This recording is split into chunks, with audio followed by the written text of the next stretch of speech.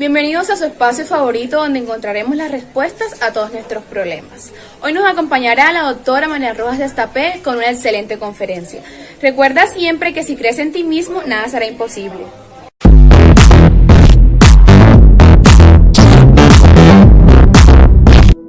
Gracias por invitarme a estar aquí contigo. Gracias a ti. Es que yo sé que te robo tiempo, sé que eres una mujer muy ocupada y te hemos traído aquí por Sergei Rachmaninoff, que es un compositor maravilloso del siglo XIX que tú bien conoces, y que estudiando un poco su historia, conocí que fracasó en su primera sinfonía, tuvo una depresión tremenda y empezó a confiar en la psiquiatría y tuvo el valor de confesar que no tenía un problema físico, que tenía un problema mental.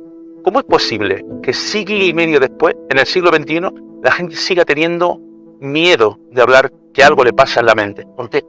Bueno, yo creo que lo primero que me estás diciendo es algo fundamental, y es que los genios a veces sufren de problemas mentales. Es decir, ser excelso, excelente o demasiado bueno en algo, a veces te lleva a tener menos tolerancia a la frustración, a sufrir más en un fracaso.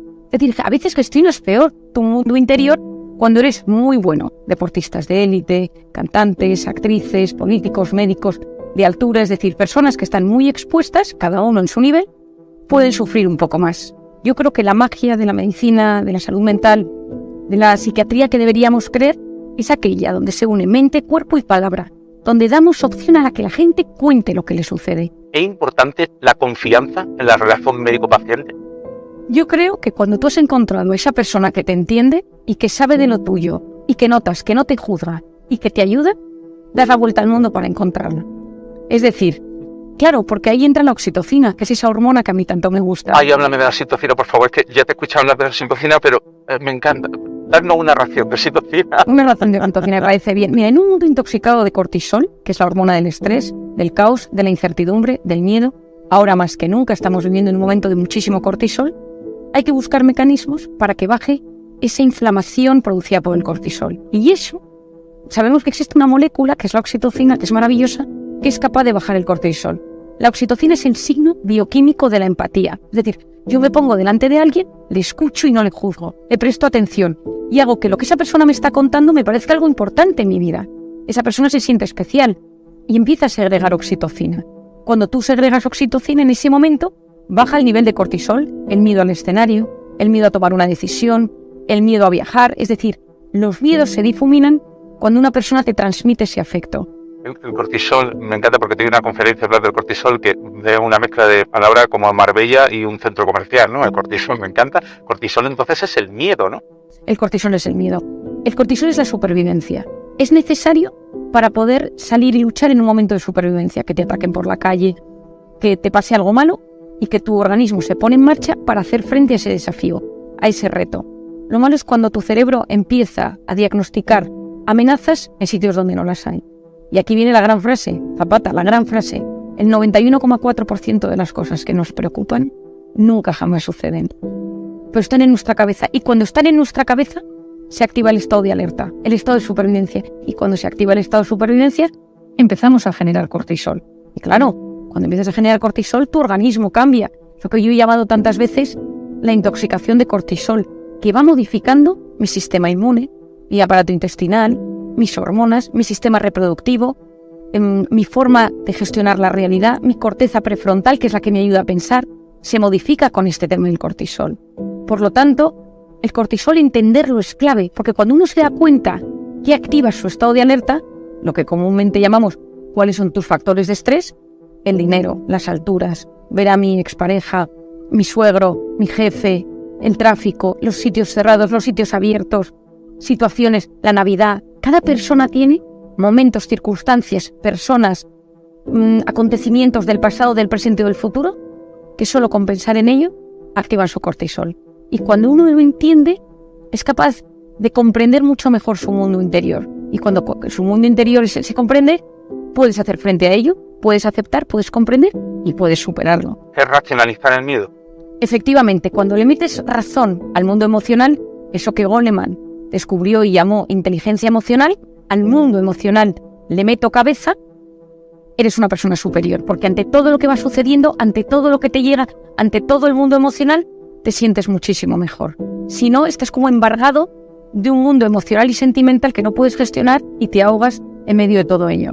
A mí me encanta lo que aprendí contigo porque yo nunca entendía, porque cuando me subí al escenario del Metropolitan Opera o del Teatro Real del Liceo, en el fondo, físicamente, sentía las mismas sensaciones que probablemente sentía el prehistórico cuando había un tigre de Bengala allí.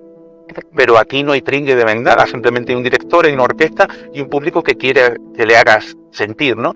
Y yo he tenido tantas veces la sensación física de sudoración, de palpitaciones, y gracias, yo ya me he enterado que es lo del cortisol. Bueno, es que los factores de estrés en los últimos 2000 años o 5000 años han cambiado.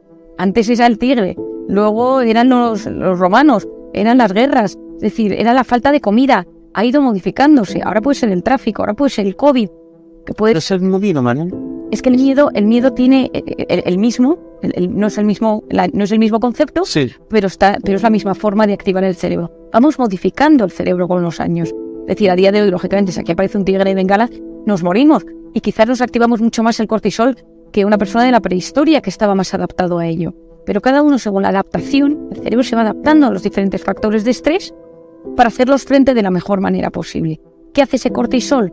Activa todos mis mecanismos para que yo pueda luchar. Y por eso empiezan las taquicardias, para bombear sangre a mis tejidos y poder salir corriendo del tigre de Bengala, la sudoración, porque todo mi cuerpo está trabajando con mucha energía, con mucho ATP, y sudo, taquipnea, esa necesidad de meter más aire, porque necesito más oxígeno dentro de mis células, la corteza prefrontal, que es la que me ayuda a pensar, funciona peor, que siempre el miedo hace que yo piense peor, el tema de amígdala, corteza prefrontal, y de repente razono peor y es, bájate del escenario, no tiene sentido estar aquí, no vales lo suficiente, pero ¿qué haces aquí en Nueva York? Deberías estar en tu casa ensayando, y de repente entran todos los fantasmas porque el que gestiona el miedo se apaga. La primera vez que te vi, que fue una conferencia, yo sentí confianza, sentí que era una persona comprometida por una cosa que hablaremos después, y sentí mucha felicidad. ¿Qué es la felicidad? O mejor dicho, ¿cómo se consigue lo de la felicidad? La felicidad, yo digo que la felicidad no se puede definir, se experimenta. Y en mi opinión es la capacidad que uno tiene de disfrutar de las cosas buenas que tiene cada día y la capacidad que uno tiene de gestionar las malas. Eso para mí es un equilibrio, la felicidad. Entre esa capacidad de que te pase algo bueno y lo disfrutes, gente que le llegan cosas muy buenas y no tiene capacidad de disfrute, y eso es un problema. Y la gente que le llega lo malo y tiene la capacidad de gestionar lo malo que le llega. Cuando consigues ese equilibrio entre lo bueno y lo malo, te sientes pleno. Y dices, entre lo que yo quería lograr en mi vida, mis expectativas, y lo que poquito a poco voy logrando, con expectativas razonables, hay un buen equilibrio y siento paz interior. Y ahí, eso es lo que llamamos felicidad. Felicidad no es... a veces vendemos la felicidad como la felicidad se consigue a golpe de clic. Eso es gratificación instantánea. Eso es otra cosa, Zapata. La gratificación instantánea es la dopamina, pum. El clic, el like, la compra online, la comida que te llega rápidamente. Todo eso es gratificación instantánea. Y la vida, la felicidad, depende del sentido que cada uno de nosotros le damos a nuestra vida. El ikigai, que dicen los japoneses. Que mi vida tenga un proyecto, que tenga un sentido. Cuando la vida no tiene sentido, sustituimos el sentido de la vida por sensaciones. Vivimos a golpe de gratificación instantánea en la pantalla, que ha venido para quedarse, pero que si no lo sabes gestionar te mete en ese bucle de gratificación instantánea, dopamina, dopamina, dopamina, y todo lo que gestiona tanta dopamina, al final genera un vacío vital y puedes llegar a cuadros depresivos. El ikigai entonces es el propósito. El propósito. ¿Por qué a la gente le cuesta tanto encontrar su propósito? Porque para encontrar el propósito tienes que ser capaz de frenar. Tienes que ser capaz de abstraerte momentáneamente del cúmulo de hiperestimulación y sobreestimulación al que estamos sometidos y meterte hacia adentro y analizar tu vida, cómo es tu forma de ser, qué es lo que te llama la atención, pero hacerte las grandes preguntas de la vida. ¿Quién soy? ¿A dónde voy? ¿Por qué me dirijo hasta dónde me dirijo? ¿Hay vida después de la muerte? ¿Qué creo? ¿Qué dimensión espiritual puede llegar a tener mi vida? Es decir, son preguntas que requieren estudiar, preguntar, frenar. Y muchas veces eso cuesta porque el silencio genera un cierto vértigo. Y de repente en esas preguntas no tienen respuesta. Y sientes un cierto vacío y te vas corriendo a la gratificación instantánea que ha cubierto ese momento de vacío. Definitivamente podemos asegurar que la música da felicidad. Muy sobre todo, baja cortisol, que me parece clave, baja cortisol y sube oxitocina, que me parece que a día de hoy es clave, porque el tono vagal, que es el nervio vago que discurre por casi todo nuestro cuerpo, cuando está hiperalerta, hace que todo nos siente peor. La comida, estamos más irritables, la piel, es decir, tiene una relación brutal con el sistema nervioso autónomo. Esto sería muy interesante de explicar, pero sabemos hoy en día que la música y cantar, porque cuando cantas estimulas el nervio vago, automáticamente todo el sistema nervioso hiperalerta disminuye. Yo, por ejemplo, recomiendo a muchos de mis pacientes que se apunten a un coro. La gente para que aprenda con la música, y entonces muchos de mis pacientes están en un coro y me encanta, y a veces si no se atreven a cantarme en consulta para ver qué tal van, les pido que me manden un vídeo. Eso me encanta. Qué bien. Yo es que tengo una teoría además, porque lo viví yo, ¿no? Que cuando entras en un coro aprendes a escuchar a los demás, hacemos eso que se llama impactar, ¿no? Que es escucharnos a uno a otro, adaptar nuestra voz, nuestra expresión para un objetivo común, ¿no? Y eso al final genera, yo no sé si esto es científico, pero genera un bienestar entre todos, genera una unión. Y una armonía. Porque cuando todo el mundo canta a la vez, cuando todo el mundo tiene el mismo propósito de llegar a un punto, cuando la gente quiere impactar en el público y eso genera una melodía maravillosa, hay un estado de bienestar y de equilibrio en el cuerpo que se produce. Eso hay imágenes hechas resonancias en el cerebro y pruebas de imagen maravillosas en gente que ha cantado, en momentos que escucha música donde uno siente paz interior. Y la inteligencia emocional un poco es la empatía, ¿no? Es saber empatizar con los demás, es saber vivir en sociedad. Sí, la inteligencia emocional es meterle, como decíamos, inteligencia a la emoción. Es decir, empatizo, me pongo en el lugar del otro, intento gestionar mis emociones de la mejor manera posible. Es decir, si de repente voy por la calle y un tío me insulta, intentar entender y frenar y decir, vale, este tipo algo le pasa, no es contra mí, tal, en vez de dejarme llevar automáticamente por el impulso. Es decir, doy un punto a la cabeza antes de dejar todo mi mundo emocional o mi impulsividad. Y entonces esto es clave, enseñar inteligencia emocional a los niños y luego intentar ponernos en el lugar de la otra persona. Es decir, a mí me parece clave ahora mismo que existe tantísimo odio en redes sociales muchas veces, que está todo tan polarizado. La inteligencia emocional, la oxitocina, se activa cuando tú ves la cara de otra persona. El hemisferio derecho y tu hemisferio derecho se comunican porque yo veo tus rasgos, tu cara, me fijo en tu mirada, veo tu composición, veo el tono de tu voz. Y esto todo, de la forma inconsciente, se van canalizando esos dos hemisferios derechos. Esto se origina desde que la madre coge a su bebé en brazos y empieza el apego, los dos hemisferios se empiezan y todo eso genera conexiones neuronales y ayuda a que ese niño se desarrolle de la mejor manera posible. La mejor educación para el mundo del siglo XXI, el mundo online, viene de una educación sin pantallas, de un mundo offline. Si tú educas a los niños naturaleza, deporte, te miro a los ojos, me estás hablando y te miro a los ojos. Tú no puedes estar hablando de un niño que esté jugando a las maquinitas. Tú no puedes tener a tu hijo en el restaurante porque no sé, para que esté quieto y puedas hablar con los mayores con una pantalla. ¿Por qué? Porque tú le dices a él que cuando está aburrido o cuando está estresado, te estoy dando un mecanismo rápido de vía de escape. Es como si tú a tu hijo adolescente le dices, te pongo un minibar en casa. Cada vez que te notes mal, tómate un chupito, una cerveza, o algo, no te preocupes. Pues la pantalla tiene un efecto parecido. Le estás diciendo, ante el estrés y el aburrimiento, coge el teléfono. ¿Qué estás diciendo a tu hijo? No sabes aburrirte, el aburrimiento es la cuna del asombro, no sabes gestionar el estrés. Y quien no sabe gestionar el estrés es un fracasado en el siglo XXI, ojo, porque te vas a acabar enfermando. Va a haber un momento disruptivo, va a haber un momento de dureza, porque claro, al final no quieres que tu hijo sea el raro de clase, no quieres que tu hijo sea el que todos miran raro porque no está metido en ese mundo digital, videojuegos, pantallas, Instagram, lo que sea. Pero cuanto más él sea consciente y tú le hayas explicado y él haya visto en ti, no podemos pretender que nuestros hijos hagan cosas que nosotros no hacemos. Los hijos odian que sus padres estén todo el día enganchados al teléfono, lo odian.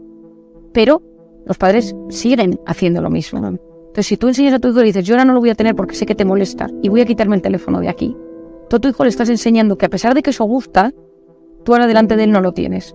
Si tú estás hablando con él y estás con el teléfono, le estás diciendo a tu hijo, no eres lo suficientemente importante para mí. Y él sabe que eso que tienes en las manos tiene que tener un poder enorme para que lo que él te esté contando no sea prioritario.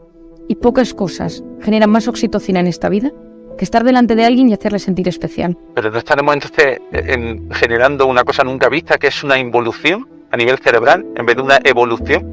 Si ya nuestros niños están... Bueno, es la primera vez, dicen los que saben, hay investigadores muy potentes que lo explican, hay un francés, hay un alemán y tal, que es la primera vez en la historia que los hijos son menos inteligentes que sus padres. Tratando inteligencia como capacidad de prestar atención, de filtrar lo importante de lo fundamental, de saber gestionar la vida, es decir, inteligencia emocional, inteligencia social, inteligencia práctica, teórica, me acuerdo, y a ti también le pasa como a mí, que yo buscábamos enciclopedias, hacíamos estudios, y redactabas, te ponían el texto. A día de hoy, los chicos escriben un WhatsApp en 4 palabras en total.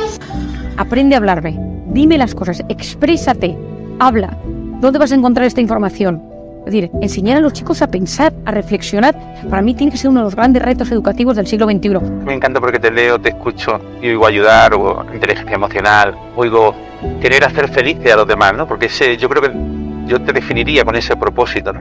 Ese propósito además que empieza desde muy pronto, porque una joven psiquiatra casi con la carrera recién terminada, no se le ocurre otra cosa mejor que irse a Camboya, o sea, allí a Camboya, y no se va a Camboya de vacaciones, se va a Camboya a trabajar en prostíbulos con niños o niñas que están dentro de esos prostíbulos para ayudarles. Eso ¿cómo se hace? Quiero decir.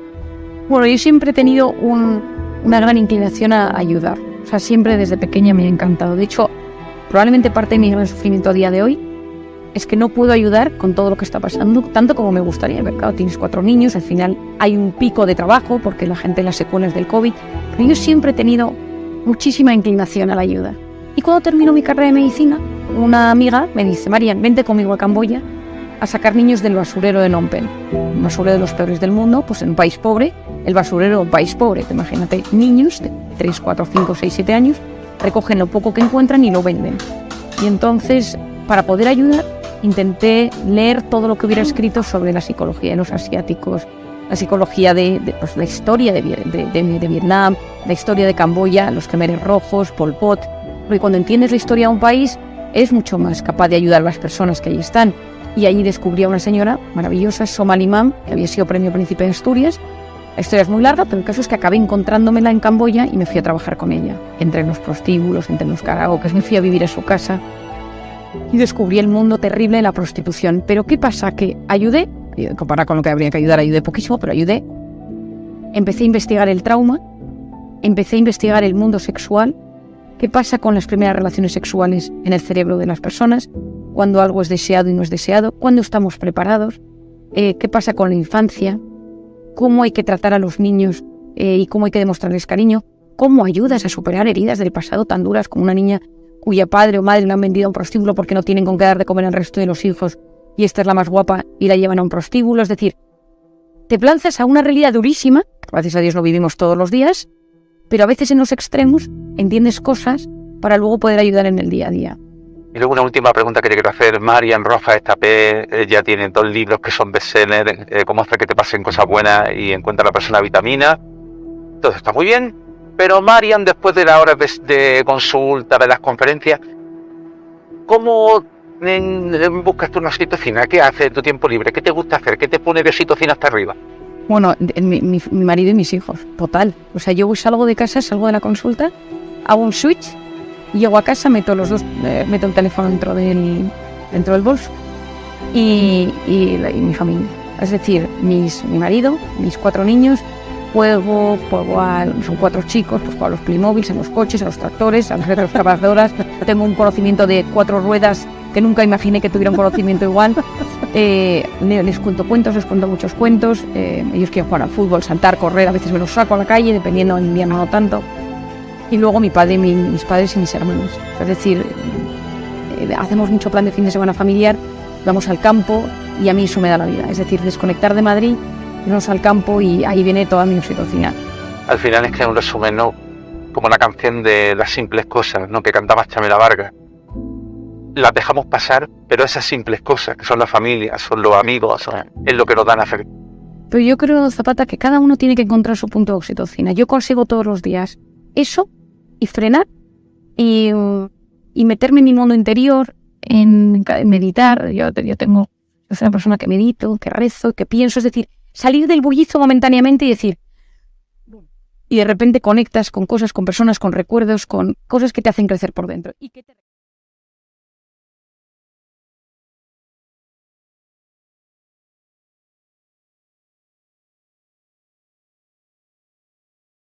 Si llegaste al final de este video, dale me gusta, comenta, comparte y recuerda siempre que en el fondo de cada persona hay tesoros escondidos que solo el amor revela.